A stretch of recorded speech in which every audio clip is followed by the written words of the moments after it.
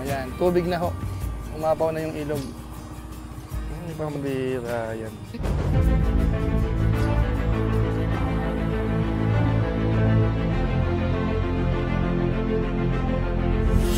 Ayun, shoutout guys, muli po, welcome to my YouTube channel. Ito po si Kuya July, ang inyong katugang, ang inyong kalingap na muling buwabati po sa inyo ng magandang araw, magandang gabi. Saang panig man po tayo ng mundo naroon. At sa araw nito, panibagong vlog po tayo. Ito po ay tutuloy ko lang po yung bagyo po na dumaan dito sa lugar namin, kung saan po ay napakalakas. So sa pagkakataon pong ito, pakita ko po sa inyo yung mga naging damage po ano. At saka syempre po, pinuntahan natin yung ilang mga daanan dito, kung passable na ba or hindi. So maya-maya po yan ng konti. Pero bago po yun, konting paalala muna si Kuya July. Baka sakaling meron pa po ditong hindi nakasubscribe sa ating YouTube channel, huwag natin kalimutan, July Paunil. Tapos pakipindot lang po yung notification bell button para lagi po tayong updated sa aking mga video upload. Tapos yung ating Facebook page po, July Paunil 2.0, huwag po natin kalimutan. Pwede po nating i-follow, pwede pong i-like. So maraming salamat po sa inyong lahat. Ngayon tuloy na po tayo, pag-usapan na po natin sandali. Ito pong naging experience po natin. Ano nga ba yung naging result ho nung nakaraang bagyo? Actually po mga kabayan po natin, ang lakas po noon.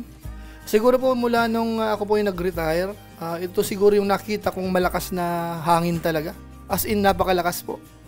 Siguro nakita nyo po doon sa nakaraang vlog ko po, medyo malakas yun ano? Actually po, after po noon, lumakas pa. Hindi ko na po masyadong nakuha ng video po yung iba. Pero nakita naman natin, kasi ang tagal hong nawala. Kasi usually ho, dumadaan yan, ilang oras lang, tapos na. Pero kahapon ho, ang tagal. Madaling araw pa lang po ng Sabado, tapos maghapon pa po ng Linggo. Talagang ulan saka malakas na hangin. Kaya yung pinsala ho talaga ay matindi mga kabayan po natin. Siguro po para hindi na po magtagal, ipakita ko po sa inyo. Kasi po may mga puno po ditong nabali yung sanga, naharangan na yung mga daanan dito. So pinaklear ho natin kaninang umaga. Actually po ngayon, ongoing pa po yung paglilinis. Pati po yung mga puno dito sa loob ng compound namin na natumba, kumuha po tayo ng tagaputol talaga. Yung merong sariling gamit, yung chainsaw. So ipapakita ko po sa inyong lahat po yan mga bayan po natin. Ito, panoorin po natin.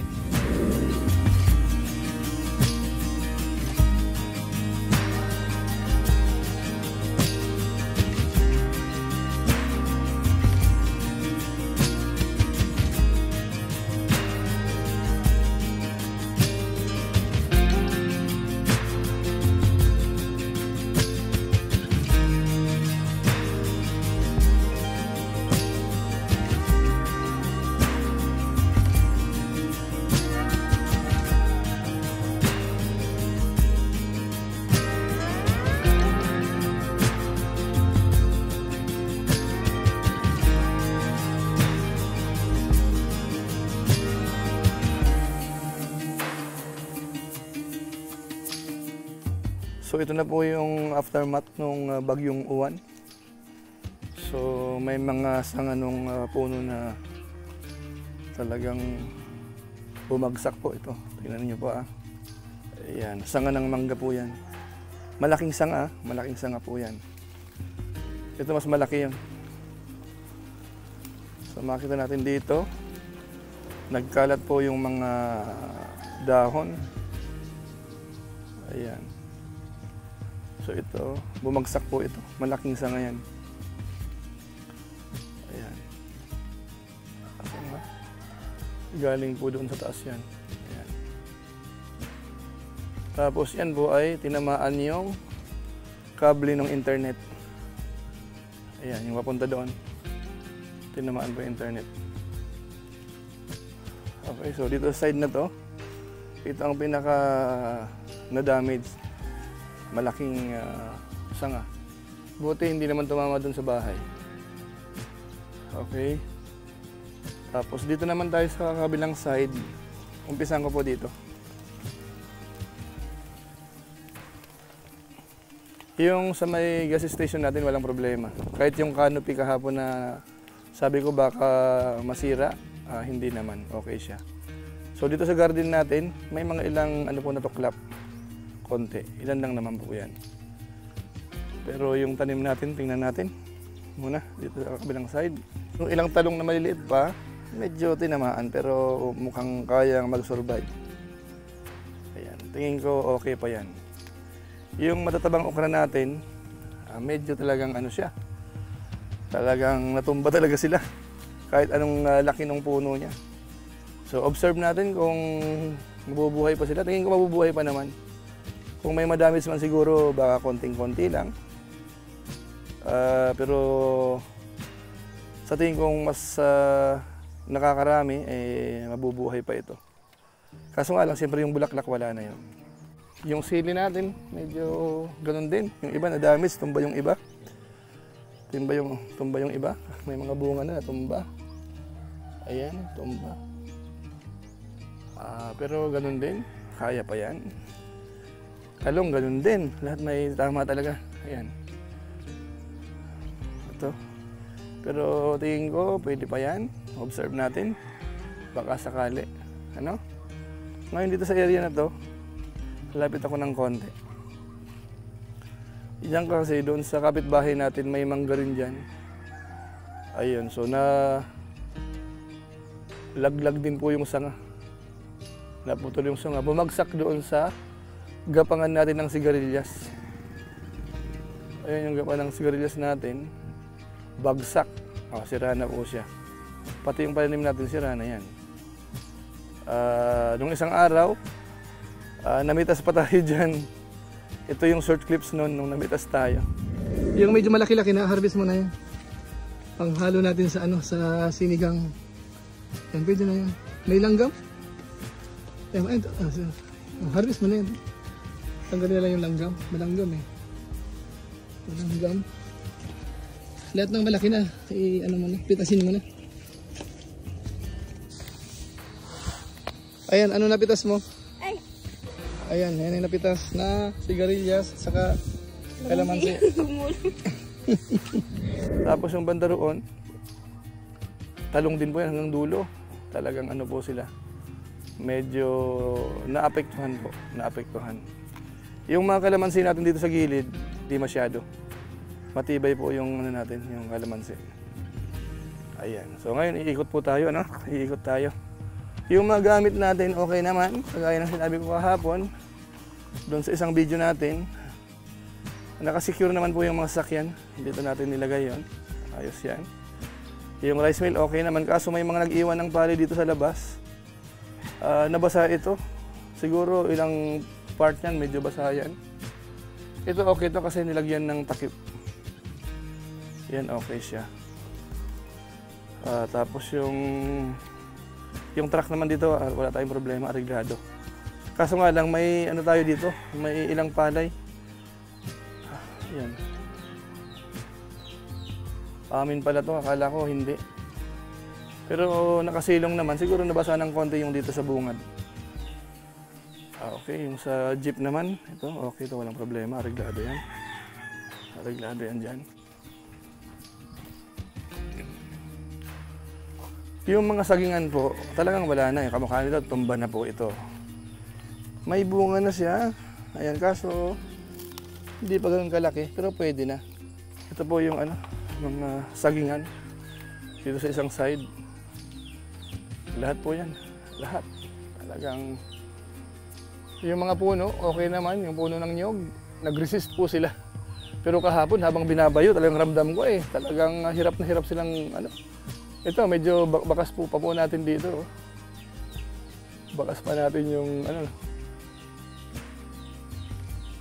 yung dahon, papunta sa isang side na lang.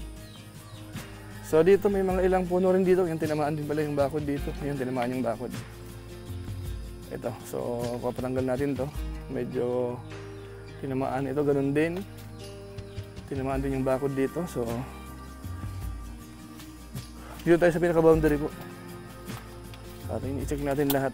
Ngayon ako umikot kasi kahapon ang lakas ng hangin. Hindi ka dito pwedeng makalabas. Yung isa nating kahoy dito, siya, natumba. Buti hindi po sa bakod, nasalo po ng isang puno. Ayun, nasalo. Pero yung isa, medyo tumama rin sa may bakod din. Ito, medyo dadamage yung bakod dito. May malaking puno po rito, itong matindi. Ito nadali talaga, malaking puno. Bumigay po, tumama dun sa bakod. Ayan. Ayan.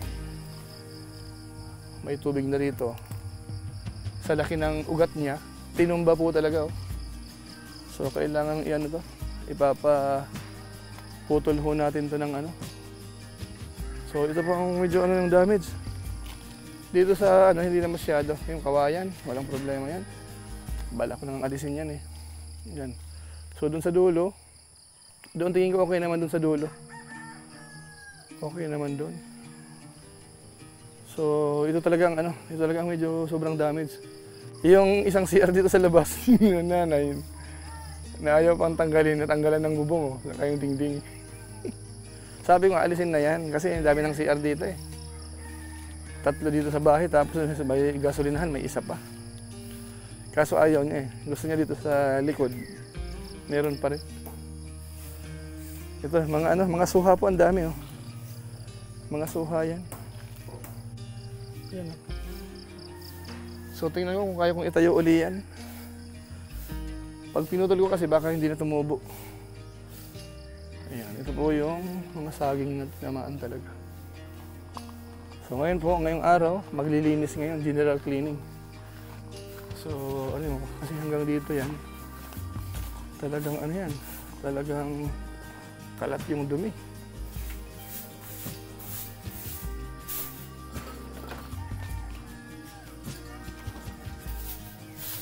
Dito sa kabila, ganun din. Yung mga sagingan din dito. Yan, puntahan natin. Ganun din. Walang nakaligtas na saging. Walang nakaligtas po na saging.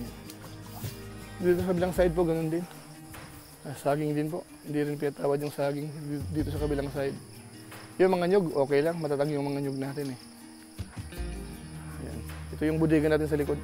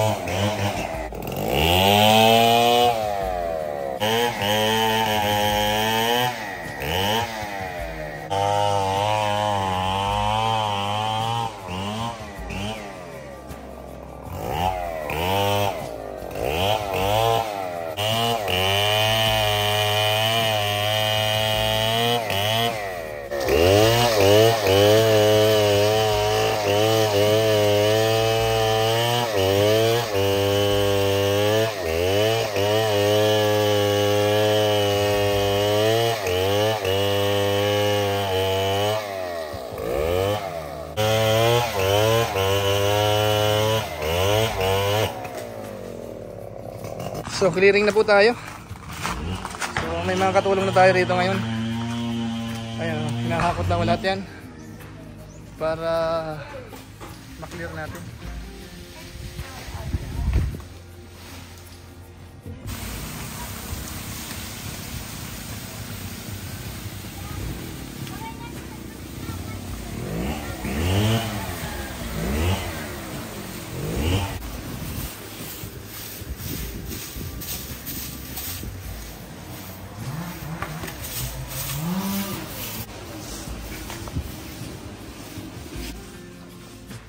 Naman nagluluto.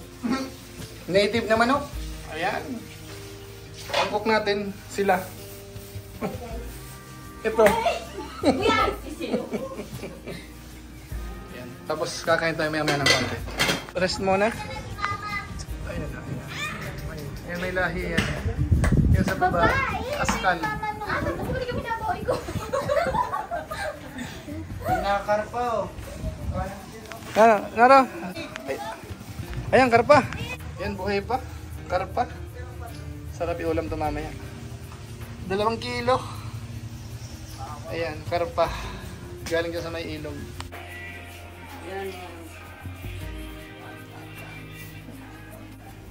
Ayan, pang merienda, pansit, bicol. Ayan. So ayan, halos ano, malinis na ng konti. Ito yung papaya. sinubukan namin itayo. Baka sakaling mabuhay uli.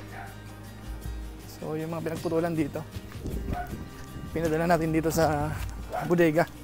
Ayan, ito yung mga pinutol kanina. Ayan. So, ayan.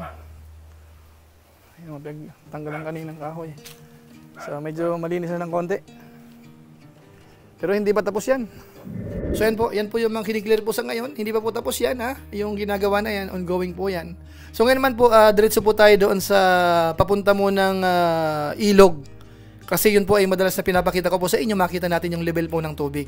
Pagkagaling po doon, diretso naman po tayo dito sa mga barangay na katabi namin para makita natin kung passable na po. Dito okay naman tayo rito. Walang damage yan. Yan yung kahapon, Pero talagang yan, kumakalampag talaga yan. Hinihintay ko lang na masira. Pero matibay. At saka yung signage natin dito. Sumasayaw-sayaw yan kahapon sa lakas ng hangin. Pero buti naman, matibay yung pinaka footings niya. Yung base niya. Pero dito po, yung taniman natin sa tapat, lahat ng saging ganun din. Sira. Lahat yan. Kamuting kahoy doon, mukhang tumba rin yung karamihan, Talagang matindi talaga yung tama. Yan po, nyug. Natumbahan po yung bahay na maliit. So, ito, dumi. Yan talaga, ramdam mo talaga na may bagyong dumaan.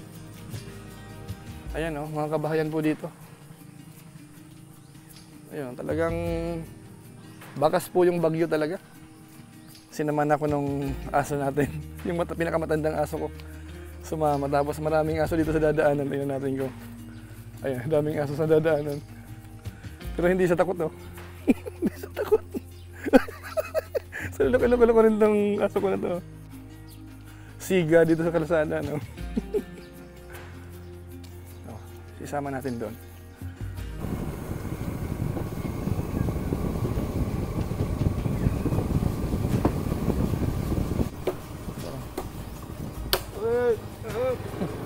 Clearing.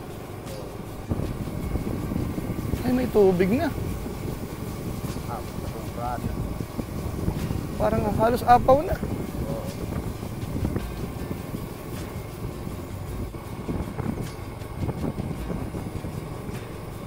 Ay, malalim na. Ayan, kita natin dito, Yan. Ito yung sakahan. Ito, bagong ani to. 2 araw bago bumagyo, inani pa to. Sa pinsan ko to Kabilang side, ganun din. Ayan, tubig na ho. Umapaw na yung ilog. Hindi pa madira, ayan. So ito po yung kalsada. Ito yung dulo ng kalsada. Ayan.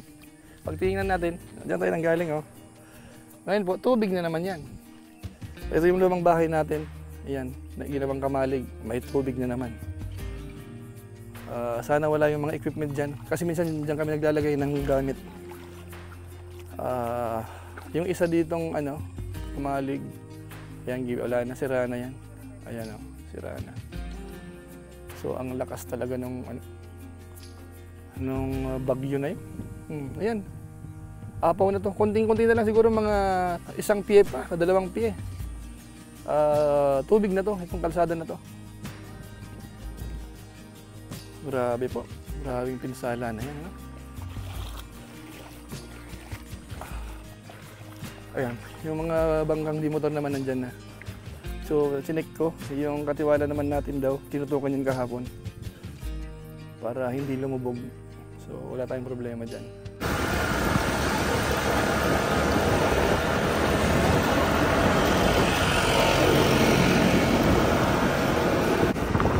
Katabing barangay Kasugad.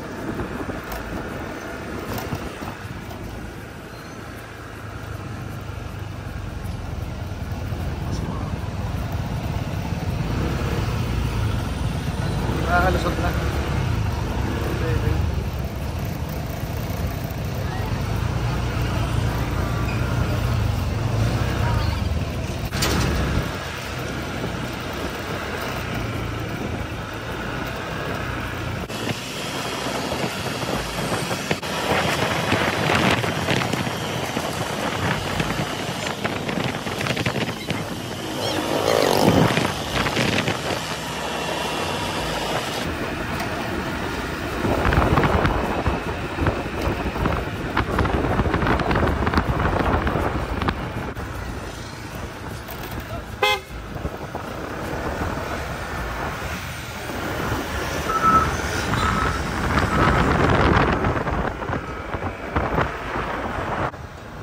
mga kable oh. Baksak ang kable.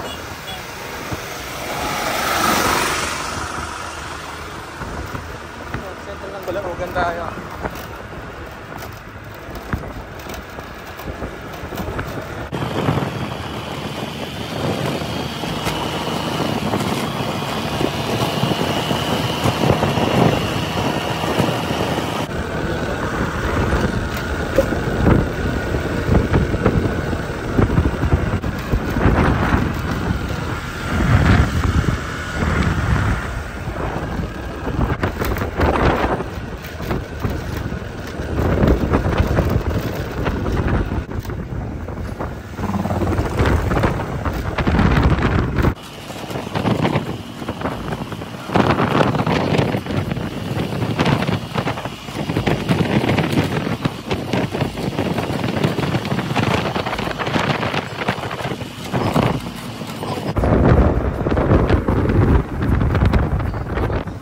Tuloy-tuloy ang clearing dito sa area. Bali, Barangay Balsong tayo ngayon.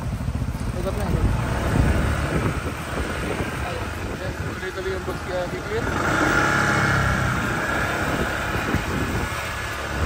Yung huling inikutan po natin, yun po yung Barangay Palsong.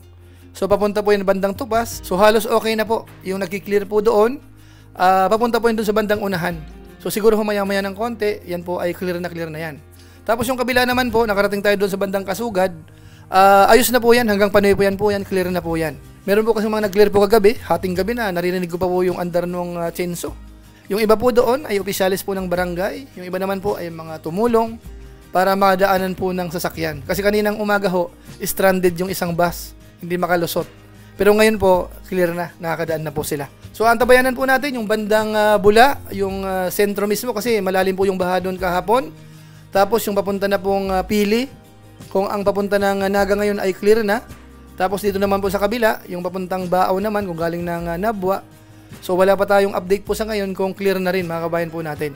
Pero dito po sa area natin, ipakita ko po sa inyo, okay na po sa area namin. Ang problema lang, wala pong kuryente kasi marami pong bumagsak na mga linya ng kuryente po.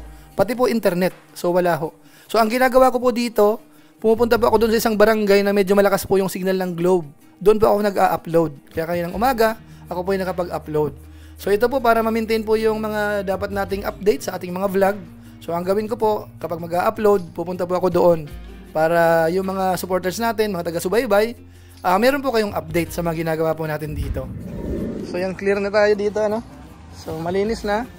Pati yung gas station natin, binuksan na natin. Kasi sa iba, sarado pa. So marami nagkakarga. So bukas na yun, in-open na natin kanina. So hanggat may stock, open tayo. Yung kalsada, ayan, clear na. Oh. Malinis na yan, malinis na. Kabila ganoon din. Ayan, sila mo na, paalam muna tayo. So yun lang po muna siguro ang ating update po sa ngayon sa pagkakataong ito. Patungkol nga po dun sa dumaang bagyo na yan, na ito nga po ang naging epekto po.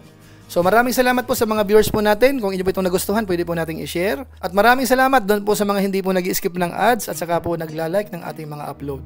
So maraming salamat po sa inyo. So muli, ito po si Kuya July, ang inyong katugang, ang inyong kalingap, na pansamantalang nagpapaalam po muna.